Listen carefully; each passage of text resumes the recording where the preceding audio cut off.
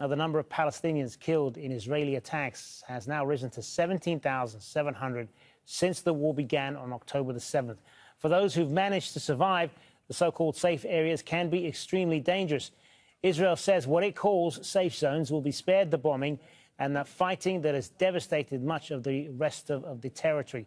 More than 1.8 million people in Gaza have now been forced from their homes, and there are fewer and fewer designated safe areas left to flee to.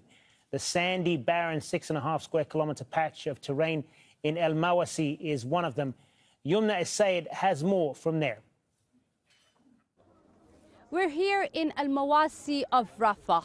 This is just one of the areas of Al Mawasi. Al Mawasi is originally a 14 square kilometer area where Israel has called a designated humanitarian safe zone for Palestinians in the Gaza Strip to move to. But as you can see, this area is just made out of installed thin tents for the residents who have fled and were forcibly displaced from different areas, the Gaza City, the north, and even the southern of Wadi Gaza, that includes the central part and Khan Yunis city, and have been all forcibly displaced in this area called Al Mawasi.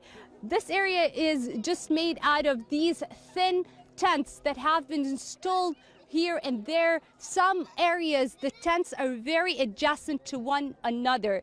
And this area, Al Mawasi, has nothing of the basic necessities and needs of any human being. So as you can see, it is completely not relevant to the word humanitarian, neither to the word a safe zone, because these people, as well as many others in the Gaza Strip in different areas, are still suffering of relentless, ongoing Israeli airstrikes and bombardments. Now, going to the humanitarian case of Al Mawasi, this area has no water, it has no drinking water, it has no humanitarian aid reaching these places, and of course, it has no toilets at all. So people here need to find an alternative even for the toilets.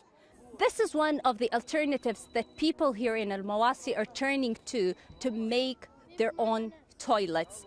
They have dug a pit in the ground and put this container. This is a toilet, a public toilet that they have installed here between all these tents to use because they have no other alternative. But water for hygiene stays to be a struggle and a daily challenge for these people here. These areas are subjected to a lot of diseases on a daily basis because of the great amounts of people crowded in very small areas and without any water for hygiene. Yumna Essayed, Al Jazeera, Rafah at Al Mawasi.